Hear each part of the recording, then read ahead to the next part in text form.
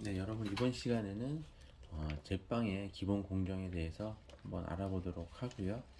음, 여러분들도 어떤 기존의 수업 시간이라든가 아니면 교과서를 통해서 충분히 다들 경험했을 거라고 생각을 하는데요. 다시 한번 어, 간략하게 설명을 하고 수업을 진행하도록 하겠습니다. 이 부분은 어떤 베이커리 현장을 가더라도 가장 기본이 되는 부분이기 때문에 어, 그 설명을 드리고요. 무엇보다 그 경험이죠. 경험과 아니면 시간, 시간에 비례하는 부분들이 있어요. 그러니까 어, 짧게 하더라도 그 업무 수행이 가능한 부분이 있고 일정 기간 시간이 투입되어야지만 가능한 부분들이 있을 수 있겠죠. 예를 들어서 기계들이 하는 이런 부분들, 믹싱이나 이런 부분들은 시간과 좀 꼭 비례하는 건 아니지만 예를 들어서 여기 나오는 성형이라든가 뭐 둥글리기, 분할 이런 것들은 일정 시간 여러 반복적으로 계속 숙련도가 향상되어야지만 가능한 부분이 아닐까라고 생각을 해보고요. 음, 현장에서 작업을 이제 진행하다 보면 그 각 파트마다 이제 그 한 사람이 여러분들이 수업 실습 시간에는 처음부터 끝에까지 한 작업자가 아니면 팀원들이 나누어서 4명 보통 4인 1조로 수업이 진행이 되니까 그렇게 진행이 되겠지만 현장에서는 작업에 참여하는 인원들이 다들 다르게 작업을 하죠. 예를 들어서 어, 그 지금 첫 번째 나오는 재료 선택이나 계량, 믹싱하는 파트 같은 경우에는 한 파트로 구성이 되고 발효라든가 펀치라든가 분할 이런 쪽에 성형과 발효를 체크를 하는 팀이 한 팀이 될 수 있겠고 성형까지죠. 그리고 2차 발효에서 굽기 나머지 가스빼기 내지 냉각에 참여하는 인원들이 분류가 되기 때문에 각자의 파트에서의 임무 수행이 잘 돼야지만 완성도 있는 제품이 만들어질 수 있겠다. 그러다 보니까 각 파트에서 근무하는 분들은 어떤 매뉴얼에 의해서 그 기본적인 그 간격을 벗어나지 않게끔 해야지만 제품의 편차가 어, 일어나지 않고 일정한 제품이 만들어질 수 있다는 생각을 하셔야 될 것 같아요. 그래서 어, 교육기관에서도 배우고 학교에서도 배우는데 현장에서 가보면 아직도 여전히 좀 잘 이루어지지 않은 부분들이 많이 있는데요. 무엇보다도 숫자적으로 확인할 수 있는 부분들은 반드시 이후에 습관, 확인하는 습관이 좀 필요할 것 같고요. 예를 들면 2차 발효의 정점이 아니면 1차 발효의 정점은 수치로 표현될 수는 없지만 상태 체크가 필요하지만 이렇게 어떤 개량된 재료나 아니면 규격으로 확인될 수 있는 부분들은 반드시 2번 확인하고 작업을 실행하는 것이 꼭 필요할 수 있겠고요. 예를 들어서 개량을 할 때에는 가루 재료라든가 일명 기타 당류, 설탕이라든가 기타 재료들, 수분 재료들, 유지, 뭐 예를 들면 분유라든가 아니면 이스트라든가 설탕 이런 특징적인 재료들은 분류해서 따로따로 계량할 수 있는 것들이 필요할 수 있겠고 어떤 소량이 들어가는 재료들 예를 들면 뭐 그람 수가 밀가루 대비했을 때 0.1%라든가 0.2% 이렇게 1g이라든가 2g 소량 들어가는 재료들은 그 재료들이 제품에 미칠 수 있는 영향의 범위는 다른 다량으로 들어가는 재료에 비해서 결과에 미칠 수 있는 부분들이 굉장히 많기 때문에 반드시 작은 눈금 저울로 확인을 하고 재료를 계량할 수 있는 부분들이 필요하겠고요. 무엇보다도 계량을 할 때 계절에 따라서도 굉장히 중요하긴 하는데요. 수분 재료들, 예를 들면 계란이라든가 물이라든가 아니면 우유, 뭐 생크림 이런 것들은 반죽의 결과의 온도에 영향을 굉장히 많이 미칠 수 있기 때문에 온도 체크하는 습관이 반드시 필요할 수 있겠다라는 생각이 좀 들고요.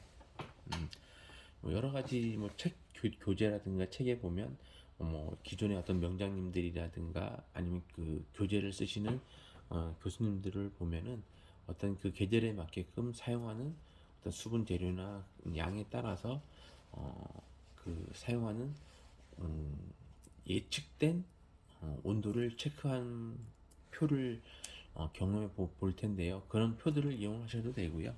일반적으로 여기 표에 나와 있지는 않지만 그 기본 온도라고 하는데요. 뭐 교재에 보면은 뭐 밀가루 온도, 뭐 실내 온도, 설탕 온도, 뭐 나열을 하고 마찰 계수를 구한 이후에 하는 것들이 일반적이긴 하는데 그렇지 않더라도 일반적으로 보면은 기본 온도라고 하면은 여름과 겨울과 별도로 관리를 하는데요. 여름철 같은 경우에는 기본 온도를 58도로 봅니다. 58도로 보고 기본 온도에서 실내 온도와 밀가루 온도를 더한 값을 빼서 물 온도를 설정을 하면 편차가 가장 이상적일 수 있고요. 겨울 같은 경우에는 여름에 58도보다는 조금 2도나 4도 정도 높게 겨울에는 60에서 62도 정도의 온도를 설정을 하고 그 현재의 실내 온도와 밀가루 온도를 체크를 하시면 되고요. 일반적으로 밀가루 온도라고 하면은 실내 온도보다 대략 일반적인 걸 체크를 해보면 실내 온도보다는 1도 정도가 낮은 게 일반적인 수치로 나타나더라고요. 그래서 예를 든다면 여름에 58도의 온도에서 기본 값에서 실내 온도가 만약에 20도다 그러고 하면은 20도에서 밀가루 온도가 실내 온도보다 1도 낮으니까 19도가 되겠죠. 그러면 58에서 20 실내 온도 20도, 밀가루 온도 19도를 플러스를 하게 되면 39도가 되겠죠. 그죠? 그렇게 되면 물 온도는 약 19도 정도의 물 온도를 사용하시면 결과 온도를 얻을 수 있겠고요. 반대로 겨울철 같은 경우에는 실내 온도가 낮으니까 예를 들어서 겨울에는 60도로 가정은 기본 값을 60도로 하고 실내 온도가 20도다.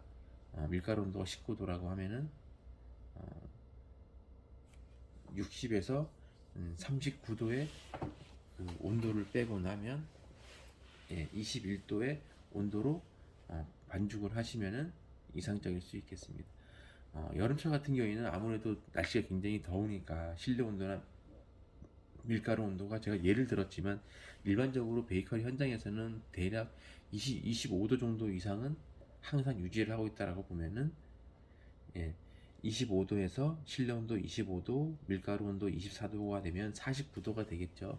그렇게 되면 물의 온도는 9도씨 정도의 물을 사용을 해야 되는데 9도씨 정도의 온도를 설정하려고 하면 수돗물 온도가 거기에 미치지 못한다라고 가정을 한다라고 하면 반드시 얼음을 사용한다든가 해서 결과 온도를 맞춰줘야지만 반죽 필요로 하는 반죽 결과 온도가 예를 들어서 25도에서 26도를 얻으려고 하면 이런 그 기본적으로 사용하는 물의 온도를 계산을 해서 사용해야지만 올바른 결과 온도를 체크할 수 있겠습니다.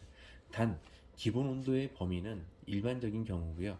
예를 들어서 믹싱의 어떤 그 시간이라든가 아니면 단계가 어떠냐에 따라서는 그 반죽 그룹별로 변형을 해서 사용을 해야지만 가능할 수 있겠습니다. 예를 들어서 믹싱이 기준 온도를 정할 때 5분 정도의 마찰 개수가 많지 않은 제품들 같은 경우에는 일반적으로 사용을 하겠고요. 예를 들어서 믹싱이 시간이 긴다던가 아니면 뭐 예를 들면 과자빵류라든가 아니면 유지가 많이 들어가는 브리오슈 계열의 제품들을 할 경우에는 조금 더 사용수의 온도를 낮게 마찰 계수를 감안을 해서 믹싱 시간이라든가 그런 것들을 감안을 해서 반죽 온도 그 물온도를 설정하는 것이 무엇보다도 중요할 수 있겠습니다.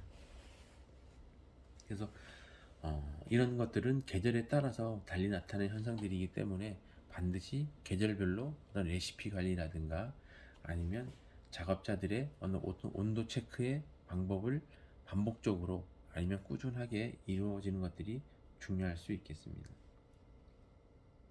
이러한 반죽 결과 온도에 따라서 제품에 미친 영향이 크기 때문에 그 작업에 참여하는 인원들은 반드시 그 온도 체크하는 필수 사항을 인지를 하고 작업을 하는 것들이 중요할 수 있겠죠.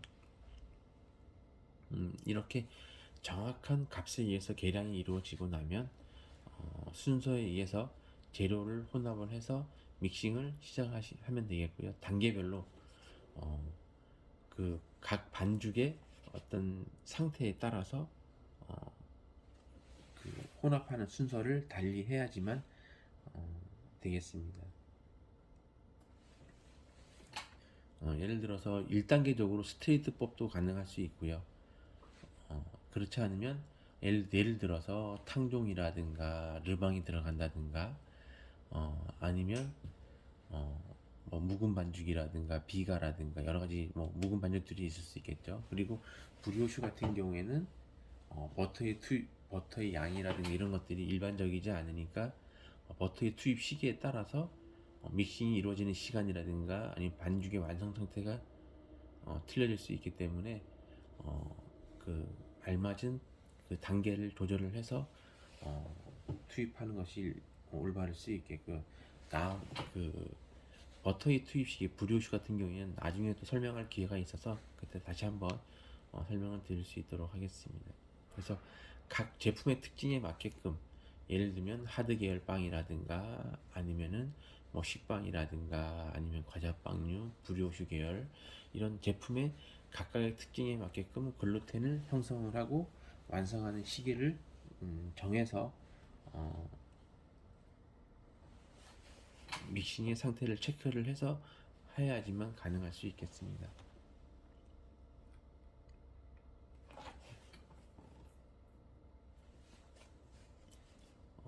이렇듯 계량과 믹싱은 전 단계의 작업자들이 운영을 하고 1차 발효부터 성형까지는 다른 파트의 작업자들이 참여하는 경우가 일반적으로 많은데요. 제가 봤을 때는 여기 파란 글씨로 이렇게 써놓긴 했는데 제빵 공정에서 아마 그 제 개인적인 소견이죠. 제 개인적인 소견도 있고 제가 뭐 경험상으로 다른 곳에서 어떤 세미나를 이제 수강을 한다든가 했을 때 저보다 선배님들도 이런 유사한 얘기를 했던 기억이 있는데요. 제빵에 참여하는 공정 중에서 아마도 가장 중요하고 가장 좀 잘 지켜져야지만 되는 공정 중에 하나가 아닌가라고 우선순위를 둔다라고 하면 그런 것이 아닌가라고 생각을 해보는데요. 어떤 그 작업자들의 경험이 필요하고요. 1차 발효에 정점에 이르렀을 때의 상태가 어떠한가가 제품에 미치는 영향이 클 수 있다는 부분이 있고요. 그런 것들이 1차 발효가 최종점에 이르렀을 때 상태가 어떠냐를 판단하는 것들이 위에 나타나는 적절한 어떤 에탄올이라든가 유기산들이 적절하게 그 배양이 됐을 때 어떤 제품의 어떤 풍미라든가 이런 것들을 결정할 수 있는 좋은 단계가 아닌가라고 좀 생각이 좀 들고요. 이런 것들은 약간의 좀 판단할 수 있는 어떤 그 노하우라든가 아니면 수치로 나타낼 수는 없지만 현재는 베이커리에도 모든 것들이 수치화되고 예를 들면 1차 발효의 정점은 2.2 2배 내지 2.5배가 부풀어 올랐을 때 발효를 한다. 뭐 핑거 테스트도 될 수 있겠고 어떤 반죽의 내장을 체크를 하고 하는 방법도 있을 수 있겠지만 이런 부분들을 판단할 수 있는 작업자들의 노하우라든가 이런 것들이 중요하지 않을까라고 생각을 하고요. 이런 부분들은 이런 것들을 판단할 수 있는 전 단계 믹싱이라든가 이런 작업에 참여하신 분들이 이런 것들을 판단할 수 있는 자질이 있지 않을까라고 생각을 하고요. 이런 것들을 판단할 때에는 시간도 굉장히 1차 반죽이 완료된 이후에 시간도 중요할 수 있지만 시간과 반죽이 완성된 이후에 온도가 1차 발효의 시간이라든가 이런 것들을 판단할 수 있는 굉장히 중요한 요소일 수 있고요. 이렇듯 그 정상적으로 믹싱이 됐을 때에는 1차 발효를 발효실이라든가 이런 곳에서 발효를 하겠지만 반죽 결과 온도가 예상했던 것보다 높았을 경우에는 다음 파트에 참여할 수 있는 분들에게 어, 그 어떤 네임 카드라든가 이런 것들을 활용을 해서 안내를 해줄 수 있는 것들이 필요할 수 있겠고요. 예를 들어서 26 반죽 결과 온도가 26도였을 때와 28도였을 때 아니면 실수에 의해서 30도가 되었을 때의 반죽 결과 온도에 따라서 1차 발효에 영향을 미칠 수 있는 범위는 굉장히 많을 수 있기 때문에 이런 것들을 네임 카드를 이용을 해서 아니면은 어떤 의사소통을 통해서 전달을 하는 것들이 필요할 수 있겠고요. 예를 들어서 반죽 결과 온도에서 1차 발효가 진행이 될 때 보통 10분에 한 0.5도 정도 26도의 반죽 결과 온도였다라고 하면은 10분에 약 한 0.5도씨 정도의 반죽 온도 상승을 예측을 할 수 있거든요. 근데 만약에 28도의 반죽 결과였다라고 하면은 발효실보다는 실온에서 1차 발효를 진행하는 것들이 바람직하지 않을까. 이런 것들이 직원들 간의 그 작업에 참여하는 직원들 간의 어떤 의사소통이라든가 아니면은 네임 카드를 통해서 인수인계를 하는 그런 것들이 필요해야지만 완제품에 미칠 수 있는 그런 영향을 조금은 좀 범위를 줄일 수 있지 않을까 해서 여기서 발생할 수 있는 어떤 가스라든가 유기산 화합물이나 이런 것들은 제품의 풍미를 굉장히 향상시킬 수 있는 가장 첫 번째 공정이 아닐까라고 생각을 해봅니다. 그래서 밑에 나오는 뭐 펀치 과정이나 이런 것들도 이제 필요한 제품들도 있을 수 있겠지만 펀치 과정을 거치는 제품들 같은 경우에는 그 1차 발효를 조금은 음, 펀치 과정을 거치지 않는 제품들은 1차 발효를 좀 충분히 할 수 있는 것들이 필요하겠고요.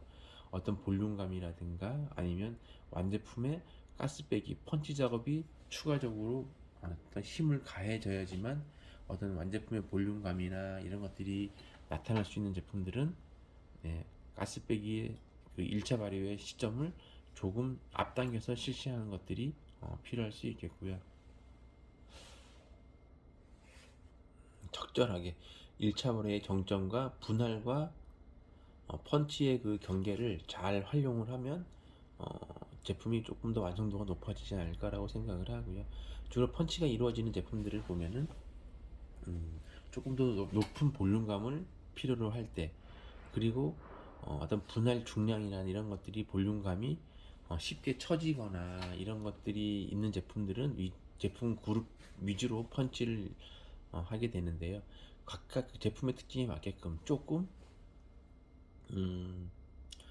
너무 지나치게 그 형성된 가스를 지나치게 빼기보다는 그 어떤 글루텐에 약간의 탄성을 준다든가 아니면 조금 더 그 가스 형성이 필요한 그런 부분들이 있었을 때 펀치를 하게 되는데 너무 과도하게 한다든가 지나치게 뭐 밀대를 이용한다든가 아니면 너무 과도하게 시행을 한다든가 가스를 너무 심하게 빼서 분할까지의 시간이 너무 오랫동안 지체하게 되면은 제품의 어떤 산미나 이런 것들이 조금 더 바뀔 수 있기 때문에 적절한 범위 내에서 작업자들의 어떤 경험이라든가 아니면 노하우들이 좀 나타날 수 있게끔 하는 것들이 좋을 수 있겠습니다. 그래서 제품에 글루텐이 좀 부드러워지거나 힘이 약해질 때 약간 힘을 가하여서 글루텐에 조금 좀 탄성을 좀 올려주거나 그 많은 크기의 제품 좀 사이즈가 큰 제품들이나 아니면은 좀 볼륨감을 좀 필요로 할 때 하는 작업일 수 있는 펀치가 그런 경우에 사용하시면 효과를 볼 수 있겠습니다. 그래서 제품의 특징에 맞게끔 아니면 반죽의 형태에 따라서 공정의 편차를 좀 둬서 하시면 될 수 있겠고요.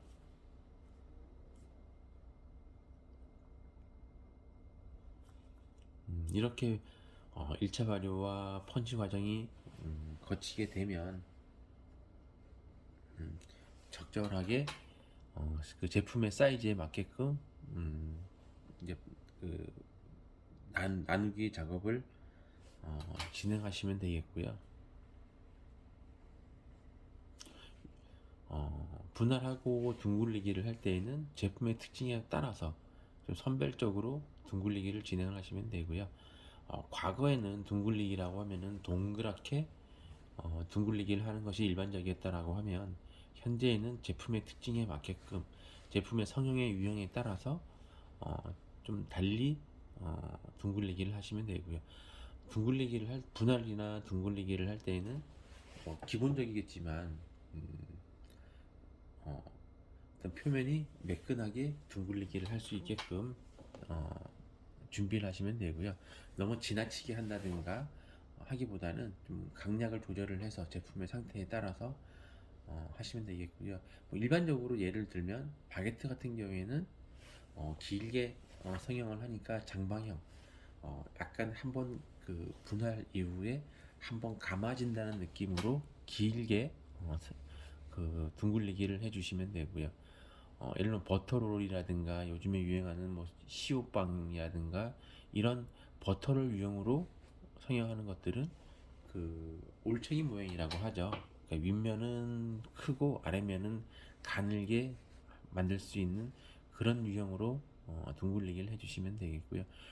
그 이외에는 어떤 뭐 앙금형으로 충전을 한다든가 특별한 경우가 아닌 이상에는 원형으로 동그랗게 성형 둥글리기를 해주시면 되는데, 지나치게 과하게 하기보다는 예를 들면 반복적으로 한 3회에서 4회 정도 표면이 매끄럽게 될 때까지 둥글리기를 하면서, 마찬가지로 어, 그 너무 과하게 하다 보면 속에 들어있는 가스들이 지나치게 이탈할 수 있는 부분들이 있어서 그런 것들을 감안을 해서 둥글리기를 해주시면 되겠습니다. 이렇게 해 놨을 때 성형을 할 때 조금 더 용이하지 않을까라고 생각을 하고요. 분할 이후에는 아무래도 어떤 손이라든가 기계적으로 둥글리기를 할 때에는 요즘에는 뭐 기계적인 힘도 많이 빌리기도 하죠. 뭐 디바인더라고 해서 일정 중량으로 한 덩어리를 분할을 해서 기계에 넣으면 우리가 필요로 하는 중량으로 분할을 해주는 그런 기계들도 있기도 하고요.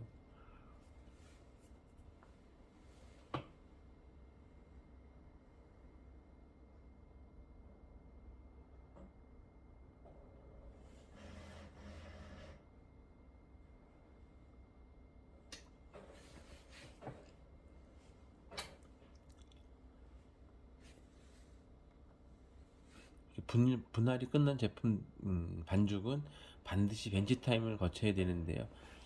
둥글리기 한 이후에 약간의 가스가 이탈을 한다든가 불안정한 상태에서 성형을 조금 용이하게 하기 위해서, 그리고 글루텐 조직들이 조금은 좀 완화될 수 있는, 탄성이라든가 이런 것들이 완화될 수 있는 시간적인 부분들이 필요할 것 같고요. 그래서 벤치 타임은 분할 이후에 제품의 중량이라든가 또 성형하는 방식에 따라 차이는 있을 수 있겠지만, 약 한 10분에서 한 15분 정도 벤치 타임을 좀 그 둥글리기 하면서 좀 강해진 탄성을 좀 완화시키고 성형을 조금 더 원활하게 하기 위한 그 신장성을 잘 활용하기 위해서는 적절한 벤치 타임이 필요할 수 있겠습니다. 이때 벤치 타임 중에도 여러 가지 어떤 부산물이라든가 아니면 둥글리기를 하면서 디바인더를 활용하던 작업자가 하더라도 손상된 그 생지들이 조금 더 완화될 수 있는 그런 부분들이 필요하기 때문에 벤치 타임은 적절하게 잘 활용하시면 성형할 때 조금 더 용이하지 않을까라고 생각을 합니다. 그래서 벤치 타임이 이루어진 이후에 반죽들은 그 원하는 모양에 따라서 뭐 바게트라든가 아니면 모닝빵이든 아니면 뭐 앙금을 활용하던 아니면 뭐 일자 모양으로 성형을 하던 다양하게 완제품의 상태에 따라서 성형을 해주시면 되고요. 마찬가지로 너무 지나치게 손에서 오랫동안 반복적으로 한다든가 하기보다는 짧은 시간에 어, 그 성형을 하는 것들이 2차 발효 이후에 제품의 어떤 처짐 현상이라든가 이런 것들을 좀 예방할 수 있지 않을까. 마찬가지로 오래된 숙련된 작업자의 어떤 그런 그 능력이라든가 이런 것들이 필요한 부분이고요. 이런 부분들은 여러 가지 시간이 투입되어야지만 가능하지 않을까라고 생각해 보고 있습니다. 혹자는 그런 얘기를 하더라고요. 시간의 축적이라고 표현을 하는데요. 어떤 이런 노하우라든가 이런 완성형 제품들 같은 경우에는 어느 일정한 시간이 투입돼야지만 작업에 투입된 시간이 축적이 돼야지만 완성도가 높아진다. 이런 의견들을 얘기를 하고 있습니다. 그래서 반복적으로 연습이 필요할 때에는 작업자들이 꾸준하게 시간을 투입을 해서 연습이라든가 아니면 반복적으로 작업의 진행이 필요한 부분이 아닌가. 그랬을 때 조금 더 완성도 있는 제품이 만들어지지 않을까라고 생각을 합니다. 이렇게 작업이 이루어지면 다음 단계의 2차 발효를 관리를 하고 제품을 굽고 하는 그런 파트로 이동을 하게 될 텐데요. 적어도 이러한 전 단계의 공정들을 이해할 수 있는 그런 작업자들이 2차 발효의 발효 상태를 체크를 하고 온도 관리가 잘 이루어 제품에 따라서 적절하게 관리할 수 있는 작업자들이 그 제품을 굽기를 하는 것이 일반적인 방법이라고 생각이 좀 들고요. 과거에 너무 지나치게 경력이 짧은 친구들이 이런 2차 발효 이후에 빵을 굽는다든가 하는 작업을 진행하다 보니까 제품에 편차가 많았던 게 경우가 많은데요. 요즘에는 이런 2차 발효 이후에 굽기를 진행하는 작업자들은 경험이 어느 정도 조금 축적된 친구들이 이런 작업에 참여를 한다고 보시면 되겠습니다. 그래서 제품의 어떤 사이즈라든가 아니면 형태에 따라서 적절하게 스팀을 준다든가 아니면은 온도를 낮게 한다든가 높게 한다든가 제품의 특징에 따라서 2차 발효 정점의 상태에서 굽기를 해서 완성도가 높은 제품들을 만들어내는 것들이 필요할 수 있겠습니다. 제품이 구워져 나오면은 반드시 가스 빼기를 하고 충격을 주어서 제품이 찌그러들거나 이런 현상이 나타나지 않도록 하는 것들이 꼭 필요할 수 있겠습니다. 이렇게 제품의 기본 공정에 대해서 한번 설명을 간단하게 드렸고요. 예, 다음 시간에서는 그 반죽하는 방법의 그 냉장법으로 현장에서 하고 있는 냉장법의 반죽 방법에 대해서 설명을 하도록 하겠습니다.